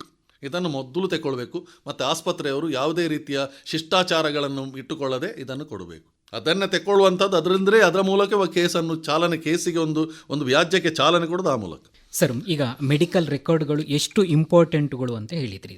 ಅದ್ರ ಜೊತೆಗೆ ಈ ಸಾಕ್ಷ್ಯಾಧಾರಗಳು ಮತ್ತು ಈ ಸಾಬೀತುಪಡಿಸುವಿಕೆ ಅಂತ ಹೇಳ್ತೇವೆ, burden of proof and process ಅಂತ ಹೇಳಿ. ಸೊ ಇದ್ರ ಬಗ್ಗೆ ತಾವು ಮಾಹಿತಿ ನೋಡಿ. ವೈದ್ಯಕೀಯ ನಿರ್ಲಕ್ಷ್ಯತನದಲ್ಲಿ ಅಂಥ ಒಂದು ಭಾಳ ರೀತಿಯ ಒಂದು ಕಠಿಣವಾದಂಥ ಬರ್ಡನ್ ಹೇಳ್ತೇವೆ, ಅಥವಾ ಒಬ್ಬನ ಕರ್ತವ್ಯ ಮತ್ತು ಓನಸ್, ಅದು ಜವಾಬ್ದಾರಿ, ಅದು ಬೇರೆ. ಓನಸ್ ಬೇರೆ. ಇಲ್ಲಿ ಓನಸ್ಸನ್ನು ತಗೊಳ್ಬೋದು, ಜವಾಬ್ದಾರಿಯನ್ನು ತಗೊಳ್ಬೋದು. ಕಾನೂನಲ್ಲಿ ವೈದ್ಯಕೀಯ ನಿರ್ಲಕ್ಷ್ಯತನಕ್ಕೆ ಭಾಳಷ್ಟು ರಿಯಾಯಿತಿ ಇದೆ. ಯಾಕೆಂದರೆ ಅದು ಅದನ್ನು ನೋಡುವಂಥ ಅದನ್ನು ಮಾನದಂಡಗಳೇ ಬೇರೆ, ಯಾಸ್ಟಿಕ್ಸ್ ಅಂತ ಹೇಳ್ತೇವೆ. ಅದನ್ನು ನಾವು ಕಾನೂನನ್ನು ದೂರವಾಗಿಲ್ಲ, ಆಯೋಗವನ್ನು ದೂರವಾಗಿಲ್ಲ, ಅಥವಾ ಯಾರೋ ಕಾನೂನಿನ ಮೂಲಕ ಒಬ್ಬನಿಗೆ ವೈದ್ಯಕೀಯ ನಿರ್ಲಕ್ಷ್ಯತನ ಆಗಿದೆ ಅಂತ ಹೇಳುವಂಥ ತೀರ್ಮಾನಕ್ಕೆ ಬರ್ತಾರ. ತೀರ್ಮಾನ ಕೊಡುವಂಥ ಒಬ್ಬ ಅಧ್ಯಕ್ಷ ಇರ್ಬೋದು, ಕಾನೂನಿನ ಜಡ್ಜ್ ಒಬ್ಬರು ನ್ಯಾಯಾಧೀಶರು ಇರ್ಬೋದು, ಅವರನ್ನು ದೂರವಾಗಿಲ್ಲ. ಯಾಕಂದರೆ ಅದು ಹಾಗೆ ಇದೆ. ಕಾನೂನು ಅಂದರೆ ಅದರಲ್ಲಿ ಅದಕ್ಕೆ ತುಂಬ ರಿಯಾಯಿತಿ ಇದೆ. ಎಲ್ಲವನ್ನೂ ತಗೊಳ್ಳೇಬಾರ್ದು, ಎಲ್ಲವನ್ನು ಎಲ್ಲ ಸೇವೆಯನ್ನು. ಯಾಕೆಂದರೆ ವೈದ್ಯರು ಕೊಡುವಂಥ, ಮತ್ತೆ ಹೇಳ್ತೇನೆ, ವೈದ್ಯರು ಕೊಡುವಂಥ ಸೇವೆ ಅತ್ಯಂತ ಶ್ರೇಷ್ಠವಾದ ಸೇವೆ. ಎಲ್ಲದರಲ್ಲೂ ಹುಡುಕೋದು, ಎಲ್ಲದರೂ ಮೊಸರಿನಲ್ಲಿ ನಾವು ಕಲ್ಲು ಹುಡುಕೋದು ಅಂತ ಹೇಳ್ತೇವೆ, ಅದೆಲ್ಲ ಕಾನೂನಲ್ಲಿ ನಿರ್ಲಕ್ಷ್ಯತನ ಆಗುವುದಿಲ್ಲ. ಪ್ರತಿಯೊಂದಕ್ಕೂ ವೈದ್ಯರನ್ನು ದೂರುವುದು. ಈಗ ಒಬ್ಬನಿಗೆ ಸೀರಿಯಸ್ ಕಾಯಿಲೆಗಳಿರ್ತವೆ ಕೆಲವು, ಅದನ್ನು ಗುಣಪಡಿಸಲಿಕ್ಕೆ ಆಗೋದಿಲ್ಲ. ಅದು ಗುಣ ಆಗದಿದ್ದರೆ ಒಬ್ಬ ವೈದ್ಯ ಕೊಟ್ಟಂಥ ಟ್ರೀಟ್ಮೆಂಟ್ ಸರಿಯಾಗಲಿಲ್ಲ ಅಂತ ಹೇಳುವಂಥ ಅದು ತಪ್ಪು. ಆದರೆ ಅಷ್ಟೇ ಜವಾಬ್ದಾರಿ ವೈದ್ಯರಿಗೂ ಇದೆ. ಅವರು ಕೂಡ ಸರಿಯಾಗಿ ಅದನ್ನು ಮಾಡಬೇಕು. ಆ ತಮ್ಮ ಕರ್ತವ್ಯದಲ್ಲಿ ಅವರನ್ನು ತೊಡಗಿಸಿಕೊಳ್ಳುವಂಥದ್ದು. ಅವರು ಯಾವ ರೀತಿ ಅಸಡ್ಡೆಯನ್ನು ತೋರಿಸಬಾರ್ದು. ಯಾಕಂದರೆ ಅವರು ಕೂಡ ಅಷ್ಟೇ ಅದಕ್ಕೆ ಸಂಭಾವನೆಯನ್ನು ತೆಕ್ಕೊಳ್ತಾರೆ. ಹಾಗಿರು ಮತ್ತೆ ನೋಡಿ, ಅದು ಈ ರೀತಿ ಕಮರ್ಷಿಯಲ್ ಅಪ್ರೋಚ್ ಯಾವತ್ತೂ ಸರಿಯಲ್ಲ. ವ್ಯಾಪಾರ ಅದರಲ್ಲಿ ಬರಬಾರ್ದು. ಮಾನವೀಯ ನೆಲೆಯಲ್ಲಿ ಮಾಡಬೇಕು. ಮಾನವೀಯ ನೆಲೆಯಲ್ಲಿ ಅದಕ್ಕೆ ಕೊಡಬೇಕು. ಮಾನವೀಯ ನೆಲೆಯಲ್ಲಿ ಈಗ ಸ್ವಲ್ಪ ಕೆಲವು ಇದೆ, ನಾನು ಯಾರಿಗೂ ಹೇಳಬಾರ್ದು, ಕೆಲವು ಆಸ್ಪತ್ರೆಗಳಲ್ಲಿ ಅದೆಲ್ಲ ಆಗ್ತದೆ. ಮಾನವೀಯ ನೆಲೆಗಳಿಗೆ, ಮಾನವೀಯ ಮೌಲ್ಯಗಳನ್ನೇ ಬದಿಗಿರಿಸಿ ಬರೇ ವ್ಯಾಪಾರ ದೃಷ್ಟಿಯಲ್ಲಿ ಹೋಗುವಂಥದ್ದು ಭಾಳಷ್ಟು ಬರ್ತಾ ಇದೆ. ಆದರೆ ಕಾನೂನಲ್ಲಿ ಏನು ಹೇಳ್ತಾರೆ ಅಂದರೆ, ಕಾನೂನಲ್ಲಿ ಅದನ್ನೊಂದು ಭಾಳ ಅದಕ್ಕೆ ಬೆಲ್ಲದಕ್ಕೂ ಸಾಧಾರಣ ರಿಯಾಯಿತಿ ಕೊಟ್ಟಿದ್ದಾರೆ. ಆದರೆ ಬಾರ್ಡನ್ ಎಲ್ಲಿ ಕೂಡ ಇವನ ಮೇಲೆ ಒಂದು ಕೊಡಲಿಕ್ಕೆ ಆಗದಂಥ ಬರ್ಡನನ್ನು ಇಡಲಿಲ್ಲ, ಅಥವಾ ಕರ್ತವ್ಯವನ್ನು ಅವನ ಮೇಲೆ ಹೇರಲಿಲ್ಲ. ನ್ಯಾಯ ಹೇಳ್ತದೆ ಏನಂದರೆ, ಈಗ ನೋಡಿ, ಮಹಾರಾಜ ಅಗ್ರಸೇನ ಹಾಸ್ಪಿಟಲ್ ಅಂತ ಒಂದು ಮಹತ್ತರವಾದ ತೀರ್ಪನ್ನು ಸುಪ್ರೀಂ ಕೋರ್ಟ್ ಕೊಟ್ಟಿದೆ ಈಚೆಗೆ. ಅದು 2020 ಕೊಟ್ಟದ್ದು. ಆ ಮಹಾರಾಜ ಅಗ್ರಸೇನ ಹಾಸ್ಪಿಟಲ್ ಗೈಡ್ಲೈನ್ಸಲ್ಲಿ, ಅದರಲ್ಲಿ ಮಾರ್ಗದರ್ಶನದಲ್ಲಿ ಸುಪ್ರೀಂ ಕೋರ್ಟ್ ಮಾನ್ಯ ಸರ್ವೋಚ್ಚ ನ್ಯಾಯಾಲಯ ಹೇಳ್ತದೆ ಏನಂದರೆ, ಅಂಥ ಇಂಪಾಸಿಬಲ್ ಒಂದು ಅಥವಾ ಅಸಾಧ್ಯವಾದ ಒಂದು ಕರ್ತವ್ಯವನ್ನು ರೋಗಿಯ ಮೇಲೆ ಹೇರಬೇಡಿ. ಯಾವುದೇ ಒಂದು ನೋಡಿ, ಒಂದು ವೈದ್ಯಕೀಯ ವೈದ್ಯರ ಬಂದು ಹೇಳಬೇಕು, ಸಾಕ್ಷಿ ಹೇಳಬೇಕು ಹೇಳ್ತಾರೆ. ಯಾವ ವೈದ್ಯರು ಬಂದು ಹೇಳ್ತಾರೆ? ಯಾವ ವೈದ್ಯ ಬಂದು ಒಬ್ಬ ವೈದ್ಯನ ಎಗೇನ್ಸ್ಟ್ ಹೇಳಲಿಕ್ಕೆ ತಯಾರಿದ್ದಾರೆ? ವಕೀಲ ವೃತ್ತಿಯಲ್ಲಿ ಕೂಡ ಇನ್ನೊಬ್ಬ ವಕೀಲರು ಬಂದು ಅವರು ಆಗಬೇಕಲ್ಲ, ಅದೆಲ್ಲ ಅದನ್ನು ಆ ರೀತಿಯ ಒಂದು ತೀರ್ಮಾನಕ್ಕೆ ಬಂದು ಅದು ಎಲ್ಲ ಅದರ ಕೊರತೆ ಇದೆ, ಹಾಗಾಗಿ ಇದೆಲ್ಲ ಒಂದು ವಜಾಗೊಳಿಸಲಿಕ್ಕೆ ಇರುವಂಥ ಒಂದು ವ್ಯಾಜ್ಯಗಳಂತ ಹೇಳ್ಬೋದು. ಇದು ತಪ್ಪು. ನಾನು ಹೇಳೋದಾದರೆ, ನಮ್ಮ ಕಾನೂನಲ್ಲೂ ಕೂಡ ಮಾನ್ಯ ಒಂದು ಗೌರವ ಆಧಾರದ ಒಂದಿಗೆ ನಾನು ಹೇಳ್ತೇನೆ, ನಮ್ಮ ನ್ಯಾಯಾಲಯ ಕೂಡ ಮಾಡುವಂಥ ತಪ್ಪು ಇದು. ಯಾವುದೇ ರೀತಿಯಲ್ಲಿ ವೈದ್ಯಕೀಯ ನಿರ್ಲಕ್ಷ್ಯತನದ ಕೇಸ್ಗೆಲ್ಲ ಒಂದು ರೀತಿಯಲ್ಲಿ ವಜಾಗೊಳಿಸಲಿಕ್ಕೆ ಇಡುವಂಥ ಕೆಳದರ್ಜೆಯ ಒಂದು ವ್ಯಾಜ್ಯಗಳಂತ ಅವುಗಳು ನ್ಯಾಯವನ್ನು ಕೊಡಬೇಕು. ಕಾನೂನಲ್ಲಿ ಯಾವ ಒಬ್ಬ ರೋಗಿ ಕೂಡ ಸುಮ್ಮನೆ ಹೋಗಿ ಕಾನೂನನ್ನ ಕದ ತಟ್ಟುವುದಿಲ್ಲ. ಅವನಿಗಾದ ನೋವು, ಕ್ಲೇಶ ಇದನ್ನೆಲ್ಲ ಯಾತನೆ ಅನುಭವಿಸಿ ವೈದ್ಯರಿಂದ ನಿರ್ಲಕ್ಷ್ಯತನ ಆದದಕ್ಕೋಸ್ಕರವೇ ಹೋಗ್ತಾನೆ. ಅವನಿಗೆ ತಿಳಿದ, ಆದರೆ ಅದರಲ್ಲಿ ನೋಡಬೇಕಾದ ವಿಷಯ ನಿಜವಾಗಿ ಒಂದು ನಿರ್ಲಕ್ಷ್ಯತನ ಆಗಿದೆ ಇಲ್ವಾ ಅಂತ. ಹಾಗಾಗಿ ಈ ಕರ್ತವ್ಯ ಅನ್ನೋದನ್ನು ಸುಪ್ರೀಂ ಕೋರ್ಟ್ ಅಥವಾ ನಮ್ಮ ಸರ್ವೋಚ್ಚ ನ್ಯಾಯಾಲಯ ಒಂದು ಕಾನೂನನ್ನೇ ತಂದಿದೆ ಅದಕ್ಕೆ. ಅದೆಲ್ಲ ಪ್ರತಿಯೊಂದನ್ನು ನೀವು ಪರಿಣಿತ ವೈದ್ಯರ ಒಂದು ಸಾಕ್ಷ್ಯದ ಮೂಲಕವೇ ತೀರ್ಮಾನ ಮಾಡಬೇಕು. ಹಾಗೆಲ್ಲ ತರ್ಮ ಇಲ್ಲದಿದ್ದರೆ ನ್ಯಾಯಾಲಯ ಅದನ್ನು ಮುಟ್ಟಬಾರ್ದು, ಅದೆಲ್ಲ ವಜಾಗೊಳಿಸಲಿಕ್ಕೆ ಯೋಗ್ಯವಾದಂಥ ಒಂದು ವ್ಯಾಜ್ಯಗಳಾಗಿ ಆಗ್ತವೆ ಅಂತ ಆ ರೀತಿಯ ತೀರ್ಮಾನ ಎಲ್ಲೂ ಕೂಡ. ನೆಲದ ಕಾನೂನು ಗೌರವಿಸುವುದು ಪ್ರತಿಯೊಬ್ಬ ನ್ಯಾಯಾಧೀಶರಿಗೂ ಅಷ್ಟೇ ಒಂದು ಜವಾಬ್ದಾರಿ ಇದೆ. ಅದನ್ನು ನಾವು ತಾನಿಲ್ಲ ನಾನು ಅದನ್ನು ಪರಿಗಣಿಸಲಿಕ್ಕೆ ಆಗೋದಿಲ್ಲ ಅಂತ ಅದನ್ನು ಬದಿಗಿಡಲಿಕ್ಕೆ ಆಗೋದಿಲ್ಲ. ಪೂರಕವಾದ ದಾಖಲೆಯನ್ನು ಕೊಡಬೇಕು, ಒಳ್ಳೆಯ ವೈದ್ಯರನ್ನು, ಒಳ್ಳೆಯ ವಕೀಲರನ್ನು ಮಾಡಿ ಕಾನೂನನ್ನು ನಡೆಸಿದ್ರೆ ಆಗ್ತದೆ, ಆಗ್ಬೇಕು. ಸರಿ, ಸುಪ್ರೀಂ ಕೋರ್ಟಿನ ನಿವೃತ್ತ ನ್ಯಾಯಮೂರ್ತಿಯಾದಂತಹ ವಿ ಗೋಪಾಲಗೌಡರು ಒಂದು ಕಡೆಯಲ್ಲಿ ಒಂದು ಮಾಹಿತಿಯನ್ನು ಹೇಳ್ತಾರೆ. ನ್ಯಾಯಮೂರ್ತಿಗಳು ಅಸಂಬದ್ಧವಾದಂಥ ತೀರ್ಪುಗಳನ್ನು ನೀಡಿದರೆ ಜನ ಪ್ರಶ್ನಿಸುತ್ತಾರೆ ಅಂತೇಳಿ. ಬಹುಶಃ ಎಲ್ಲೊಂದು ಕಡೆ ಮೆಡಿಕಲ್ ನೆಗ್ಲಿಜೆನ್ಸ್ ಆ್ಯಕ್ಟಿಗೆ ಇದು ಬಹಳ ಸೂಕ್ತವಾದಂಥ ಒಂದು ಮಾಹಿತಿ ಅಂತ ಅನಿಸ್ತದೆ. ಇದೇ ಮಾಹಿತಿಯನ್ನು ಮುಂದುವರಿಸಿಕೊಂಡು ಈಗ ಪ್ರಕರಣವನ್ನು ದಾಖಲಿಸಿದ್ದಾರೆ ರೋಗಿಯ ಕಡೆಯವರು. ಅವರಿಗೇನೋ ಒಂದು ವೈದ್ಯಕೀಯ ನಿರ್ಲಕ್ಷ್ಯ ಆಗಿದೆ ಅಂತೇಳಿ. ಹಾಗಿರುವಂಥ ಸಮಯದಲ್ಲಿ ನೀವು ಹೇಳಿದಾಗೆ ಕನ್ಸ್ಯೂಮರ್ ಕಮಿಷನ್ ಇರ್ಬೋದು, ಅಥವಾ ಸಿವಿಲ್ ಕೋರ್ಟ್ ಇರ್ಬೋದು, ಅಥವಾ ಕ್ರಿಮಿನಲ್ ಕೋರ್ಟ್ಗಳಲ್ಲಿ ದೂರನ್ನು ದಾಖಲಿಸಿದ ನಂತರ ಅವರಿಗೆ ಬೇಕಾದಂಥ ಕಡೆಯಲ್ಲಿ ಈಗ ಪರಿಹಾರ ನಷ್ಟ ಭರ್ತಿಯ ಬಗ್ಗೆ ಒಂದು ಕಡೆಯಲ್ಲಿ ಅವರ ಮೆಡಿಕಲ್ ಎಕ್ಸ್ಪೆನ್ಸಿವ್ ಇರ್ಬೋದು, ಅಥವಾ ಅವರ ಲಾಸ್ ಆಫ್ ಇನ್ಕಮ್ ಇರ್ಬೋದು, ಇದನ್ನೆಲ್ಲವನ್ನು ಕೂಡ ಪರಿಹಾರವನ್ನು ಒದಗಿಸಿಕೊಡ್ತದ ಅಂತೇಳಿ. ಖಂಡಿತ ನೀವು ಹೇಳೋದು ಭಾಳ ಒಳ್ಳೆಯ ಪ್ರಶ್ನೆ. ನೋಡಿ, ನಾನು ಅದರ ಬಗ್ಗೆ ಈಗಲೇ ಸ್ವಲ್ಪ ಅದರ ಬಗ್ಗೆ ಸಂವಾದದಲ್ಲಿ ಹೇಳಿದೆ. ಮಾನ್ಯ ಗೋಪಾಲ್ ಗೌಡರು ಹೇಳಿದಂತಹ ಒಂದು ತೀರ್ಪು, ಅದರ ಜೊತೆಗೆ ರೋಹನ್ ನಹಾರ್ ಅಂತ ಒಂದು ಸುಪ್ರೀಂ ಕೋರ್ಟ್ ಸೈಟೇಷನ್ ಬಂದಿದೆ. ಇದು ಮೈಲಿಗಲ್ಲಾಗಿದೆ. ಇದನ್ನು ನಿಜವಾಗಿಯೂ ಅದರಲ್ಲಿ ಹೇಳ್ತಾರೆ, ಯಾವುದೇ ಒಂದು ಸುಪ್ರೀಂ ಕೋರ್ಟ್ನ ತೀರ್ಮಾನವನ್ನು ಕೆಳ ಹಂತದ ನ್ಯಾಯಾಧೀಶರು ಅದಕ್ಕೆ ಅವಿಧೇಯತನವನ್ನು ತೋರಿಸುವಾಗಿಲ್ಲ. ಹಾಗೆ ಮಾಡಿದರೆ ನಮ್ಮ ಕಾನೂನಲ್ಲಿ ಅಂಥ ನ್ಯಾಯಾಧೀಶರ ಮೇಲೆ ಕಾನೂನು ಕ್ರಮಕ್ಕೆ ತೆಗೆದುಕೊಳ್ಳುವಂಥ ಅವಕಾಶ ಇದೆ. ಅದನ್ನು ಮಾಡಲಿಕ್ಕೂ ಆಗ್ತದೆ. ಒಂದು ವೇಳೆ ಅಂಥ ಸಂದರ್ಭ ಬಂದರೆ ಅಂಥ ನ್ಯಾಯಾಧೀಶರ ಮೇಲೆ, ಯಾರು ಮಾನ್ಯ ನ್ಯಾಯಾಧೀಶರು ಅದನ್ನು ಮಾಡಿದಾರ ಅವರ ಮೇಲೆ ಕಾನೂನು ನಿಂದೆ ಮತ್ತು ನಮ್ಮ ಈಗಿನ ಭಾರತೀಯ ನಾಗರಿಕ ಸುರಕ್ಷಾ ಕಾಯ್ದೆ ಅಡಿ 2023 ಅಡಿಯಲ್ಲಿ ಸಹ ಅವರ ಮೇಲೆ ನ್ಯಾಯ ಪ್ರಕರಣಗಳನ್ನು ದಾಖಲಿಸ್ಬೋದು. ಅದಕ್ಕೆ ಮಾತ್ರ ಒಂದು ಅನುಮೋದನೆ ಅಗತ್ಯ ಇದೆ, ಸರ್ಕಾರದ ಅನುಮೋದನೆ ಅಗತ್ಯ ಇದೆ. ಅದಕ್ಕೆ ನಾವು ಬರ್ದಾಕ್ಬೇಕು ಇಂತಿಂಥ ಕಾನೂನು. ಯಾಕಂದರೆ ನೋಡಿ, ನಾನೊಂದು ಹೇಳ್ತೇನೆ, ಒಂದು ನೆಲದ ಕಾನೂನನ್ನು ಒಬ್ಬ ನ್ಯಾಯಾಧೀಶರು ಅಲ್ಲೆಲ್ಲ ನಾನು ಗೌರವಿಸೋದಿಲ್ಲ ಅಂತ ಹೇಳಿದರೆ ಹೇಗೆ? ಅವರಿಗೆ ಅದು ಅವರು ಅತೀತರ? ಅದಕ್ಕಿಂತ ಇಲ್ಲ, ಖಂಡಿತವಾಗಿ ಯಾರೂ ಅತೀತರಲ್ಲ. ಸರ್ವೋಚ್ಚ ನ್ಯಾಯಾಲಯವಿರುವುದು ಕಾನೂನು ಅಡಿಯಲ್ಲಿ. ಸೊ ಕಾನೂನನ್ನು ನಾವು ಗೌರವಿಸಲೇಬೇಕು. ಸರ್ವೋಚ್ಚ ನ್ಯಾಯಾಲಯ ಏನು ಒಂದು ತೀರ್ಮಾನವನ್ನು ಕೊಡ್ತದ ಅದು ನೆಲದ ನ್ಯಾಯವಾಗಿಯೇ ಅದನ್ನು ಪರಿಗಣಿಸಬೇಕಾಗ್ತದೆ. ಅದು ನೆಲದ ಕಾನೂನೇ.